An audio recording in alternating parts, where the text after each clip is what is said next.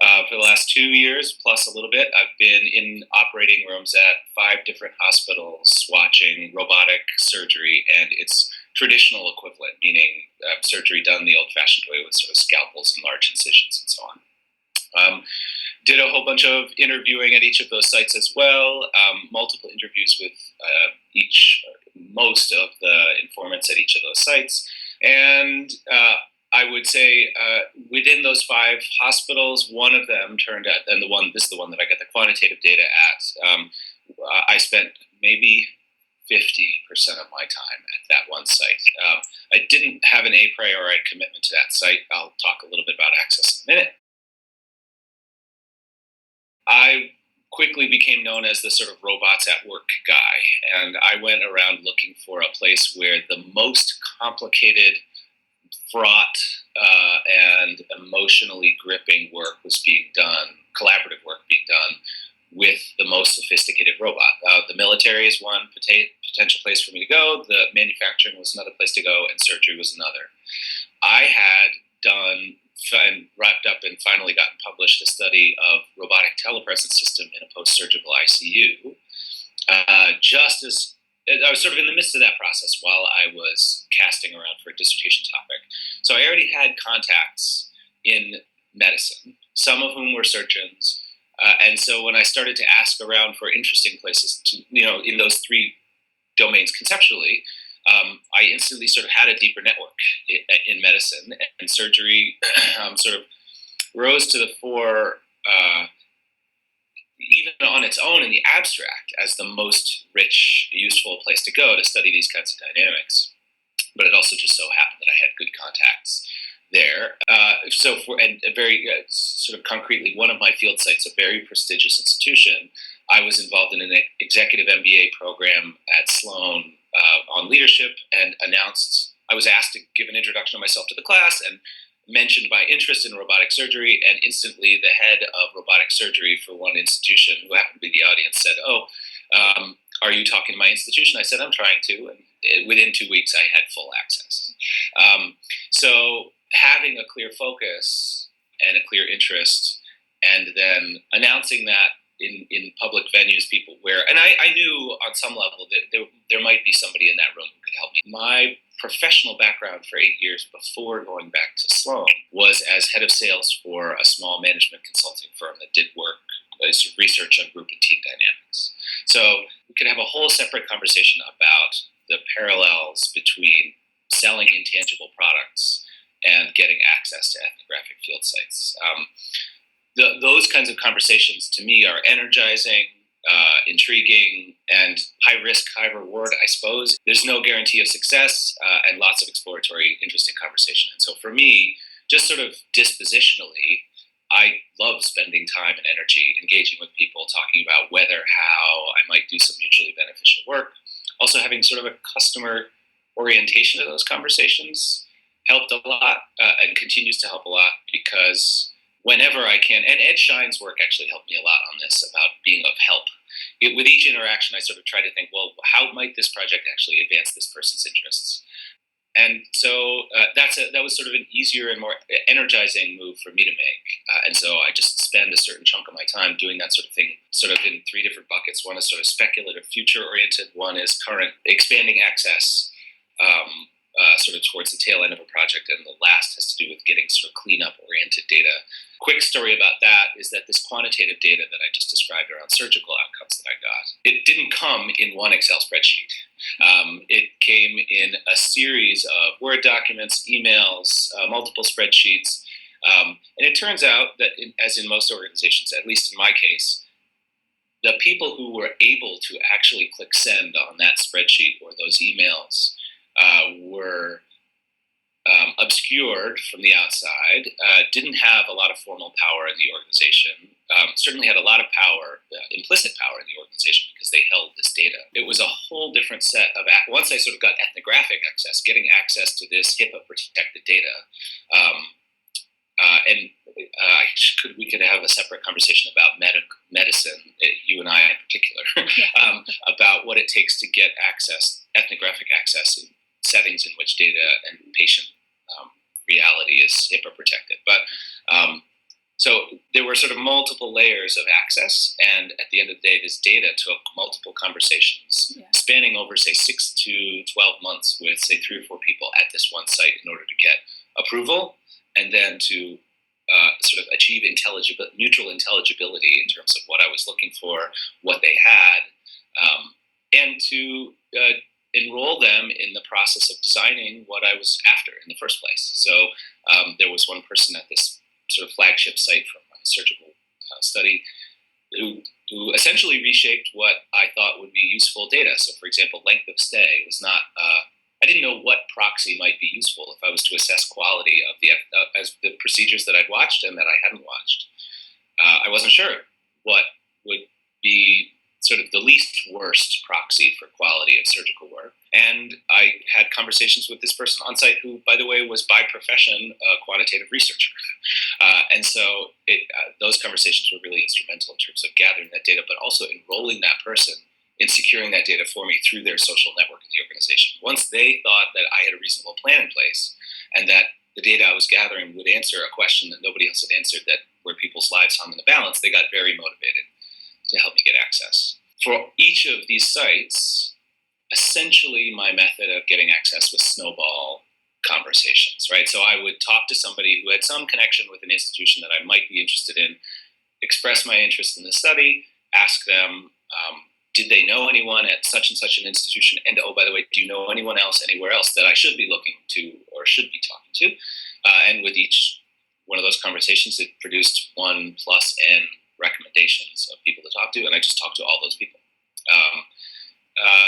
Within 2, maybe 3 conversations, I had landed each of my sites conceptually, and then I had to show up for each one and get to a place where each team at each site, which was different many days, was willing for me to be in the room. At each site, there was sort of an initial period where I got to know all the staff. These teams, surgical teams, are like flight crews. You get to know maybe the 30 people who do all of this work at this one site over a course of, say, 3 or 4 months. There's only 4 or 5 of them in the room at any given procedure, so there's sort of a 3 to 4 month period where everybody knows that they can kick me out of the room at any given point for any reason or for no reason. That's sort of a base criteria. And then that never actually happened to me, but every single time until I knew every single face and they all greeted me by name, I made sure to say, if you have any reservations about me being here today, you should absolutely send me out of the room. I'll get nervous if I think you're nervous, and I'll just leave, that kind of thing. And so that took a different amount of time at different institutions. The one that I spent the most time at, that went really pretty quickly because I was there a lot. In a way, I had no first day in the field because I had multiple field sites. And at each of these field sites, I had preliminary meetings with a variety of staff just to introduce myself, get to know them, and so on, all of which I was collecting data on. Right? These are informal interviews I'm writing up field notes after every single day's worth of interactions. At least in my case, there wasn't a fine line between getting access and being in the field. And so there wasn't some abrupt transition to deal with for that first day. I suppose the first day that really counted for my informants in my particular case, and the one that counted for me a lot, was seeing my first incision in an operating room. In a way, that's a red herring, though, because if you're talking about getting access, that was much more a sort of a maintaining access, or what my role was going to be, because if I could observe that and not need to leave the room, then I could gather one kind of data. But if I couldn't, then it would be a different kind of study. So that first day of seeing my first surgical procedure was, everyone was looking at me like, is he going to be one of those fainters kind of thing? Like, there were all kinds of interesting questions about how I was going to be able to fit in, I suppose, broadly. So that was really, for me, just really exciting. I was particularly focused on being unobtrusive, and so this skips ahead to data collection, but for every procedure that I observed, I took near verbatim notes on what everybody was saying, and also activity in the operating room, like who's standing where, who's doing what, what's showing up on the screen, what phase of the procedure are we in, that kind of thing. Although phases of procedures that took a little while for me to understand, like how they were thinking about how they got their work done. Very practically, for say a 3 or 4 hour procedure, I ended up with say 60 or 80 pages of notes on that procedure, and these were all timestamps. So, and this is one thing, by the way. So I think of myself as an ethnographer of activities, not of sort of culture per se or organizations per se. I focus very much on the sort of performance of a bounded set of activities that have a given trajectory and so on. This will betray some of my sort of theoretical leaning, but just sort of also what I'm interested in. I like to watch work get done, and sort of work that is intelligible to the people doing it, and that's collaborative. And so I really wasn't the kind of notes that I generally took, like the corpus of data that I collected, easily, just off the cuff, 85% of what I have is between 40 and 120 page long timestamp documents documenting a given procedure and what everybody's doing over, say, 3 to 6 hours on average. Some procedures lasted a lot longer. Of course, I have a lot of interview data. I mean, probably 60 or 80 interviews total. And those are all transcribed and recorded. But and even just adding up the pages, which of course page numbers are relatively meaningless in terms of insights available. But all my interview data, all my quantitative data, just if you were to count characters, is probably 20% on the outside edge compared to observational data of these procedures. So during a given procedure, what I'm doing to gather data is standing with a little it's called a Mayo stand. It's like an adjustable height stand with, let's say, 1.5 foot by 2.5 foot top on the top. I would rest my laptop on that. I could roll it around the operating room. In the beginning, I didn't move too much because there are lots of wires in the operating room. You have to be careful in terms of interfering with the work. But eventually I figured out how to do that so that I could be sort of close to the action or between 2 or 3 areas of action so that I could hear what everybody was saying and watch what they were doing. And so, I became quickly known as the guy who types a lot. And people just sort of, I said, I can't do my work without a laptop. Does that bother you? That was sort of part of my intro. So mostly people didn't pay much attention to me because I could do barely, I did some sort of helpful stuff around the edges towards the end as I started to be able to theorize the work more cleanly. But I was mostly just typing. And so that first day, I was typing furiously and I had no idea what I was supposed to be capturing, or very limited idea of what I was supposed to be capturing. So I was sweating for most of the time, just with effort, the physical effort of typing that fast, knowing I have no idea what I'm really supposed to be capturing. So it was intense in one way in that I'm seeing this activity finally up close and in person, and it's an intense activity.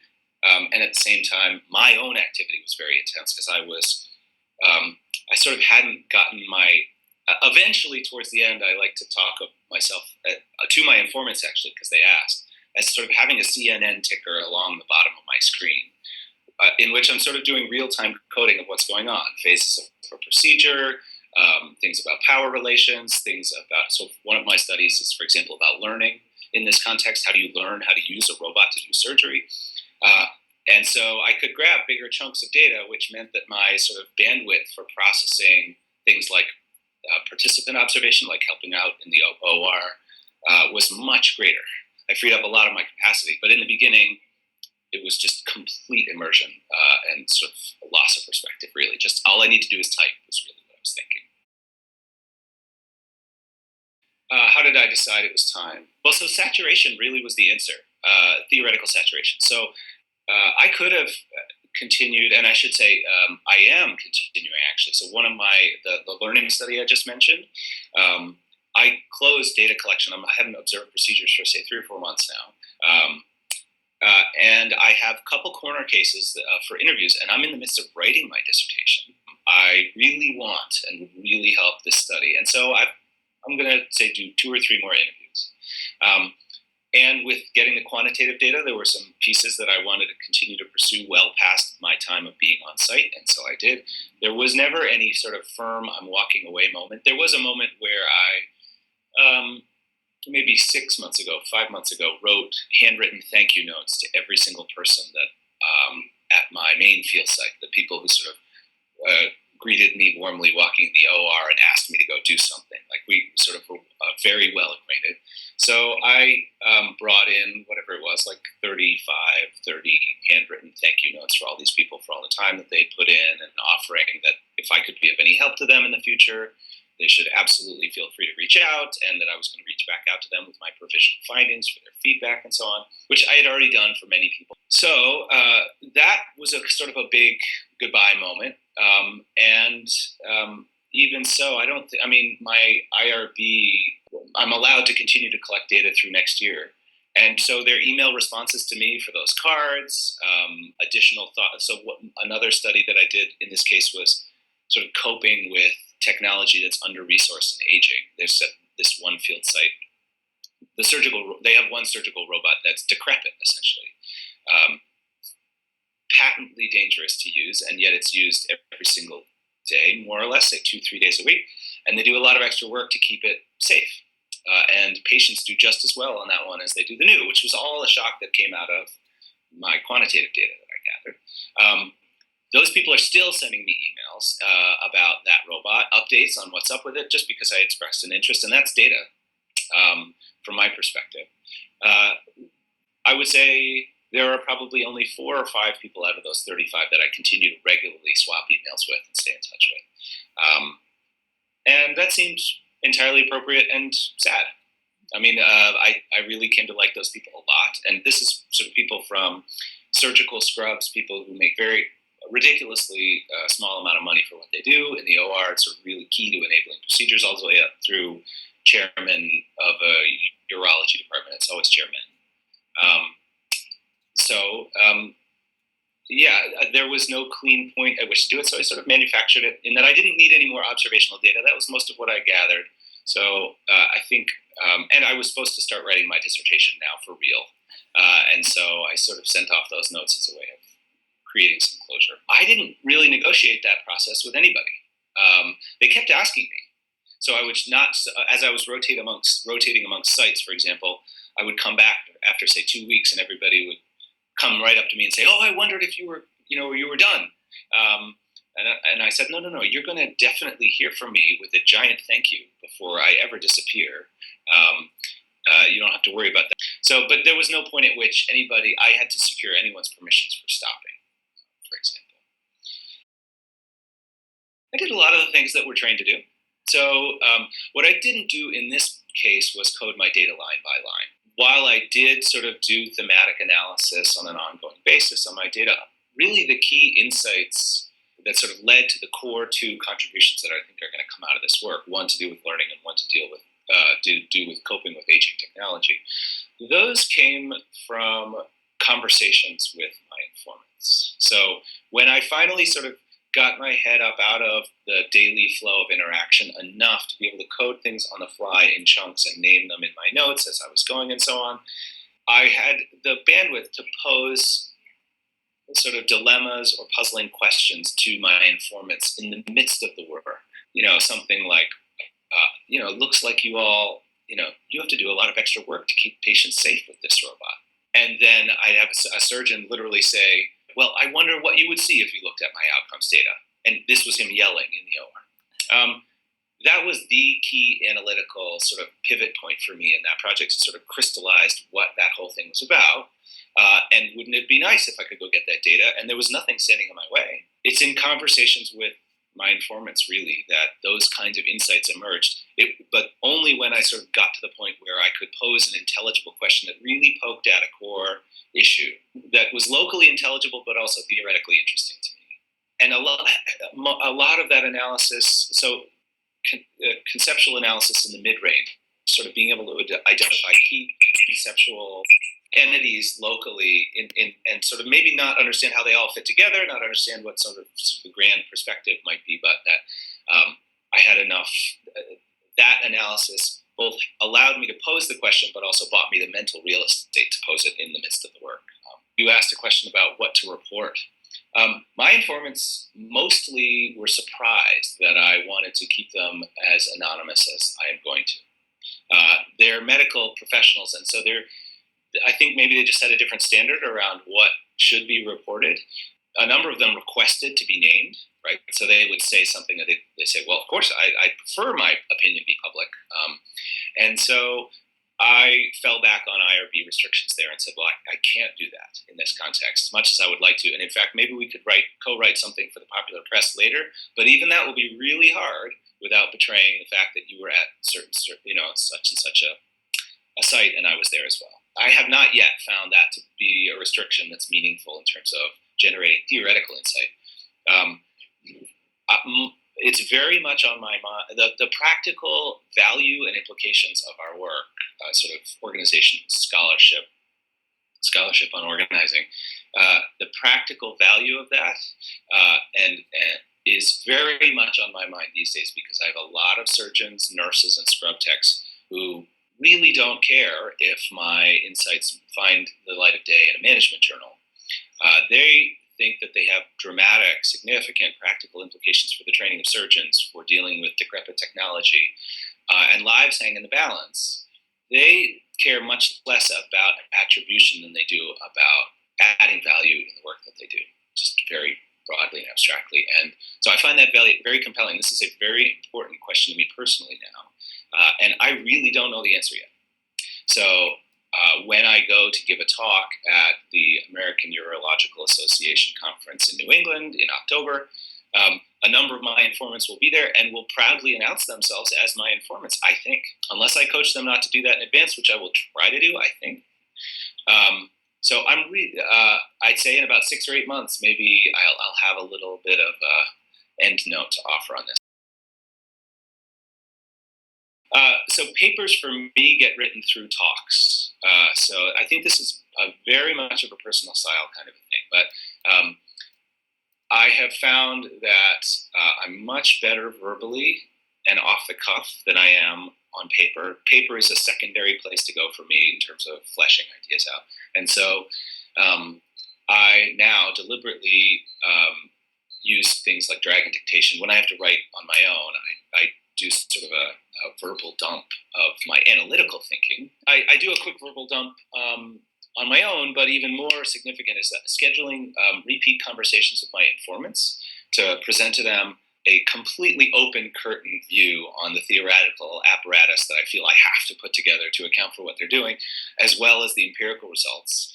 An hour-long conversation and recording that, and that's data, but it's also analytical work. It's just particularly important for me. And in addition to that, sort of scheduling a talk maybe once every 2 or 3 months, sort of having an audience that's very tightly focused on organization studies is very useful. And in other cases, talking to a bunch of engineers can be quite helpful. Giving a talk at the vendor that produces the surgical technology that I am studying. There are lots of different places to go, and I would say 60% of the content is overlapping.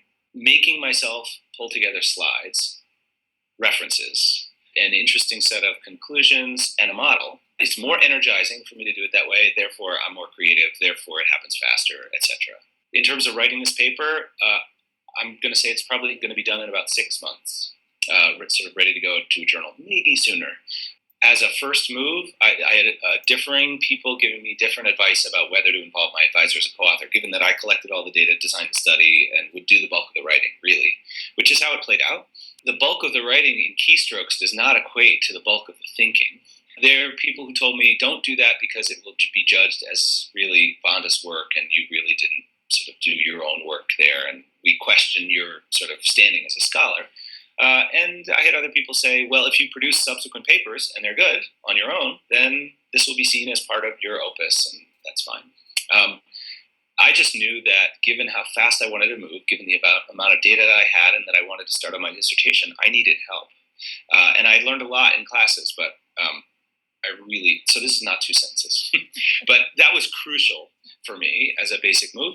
Then it was pick the right senior editor, the right journal. And originally, we submitted that paper to a special issues on routines at Org Science, and it was desk rejected in less than 24 hours. Yeah, which was the first desk reject that Vanda had gotten in something like 30 years, or a long time. And so that was shocking. You may not want to reprint that. I have no compunctions about you reprinting that. I think that's fine. It was a reasonable framing. Even Vanda thought it was a reasonable framing, but that special issue had however many slots it did for papers, and over 150 qualified manuscripts that were known to the editing team before they even announced the special issue. And that's a very tight-knit community, the routines community, and so that's fine. I'm very thankful that we got the desk reject because it was quick, right? We didn't have to go through this long process of maybe. Then we resubmitted it to Org Science, this sort of general submission track. After reframing it, and that reframe takes 6 months, and that had to do with my dissertation sort of that had started. And that review process was absolutely heartening. It was incredibly productive, wonderful, and I was told by the SE and indirectly by the reviewers that it was because we brought really interesting data. And they essentially said the same thing that Steve Barley has said multiple times in his ASQ pieces, whinging about org studies, which is, you have really interesting data, but it's not about X, it's about Y. And so we had that, and it turned out they were right in that case. They really were. And so we just said, granted, you're right. Here's what our paper is about. It's about coordination. It's not about, we started out with ambiguity as a frame, which was just really kind of weird and theoretical, which I suppose is me.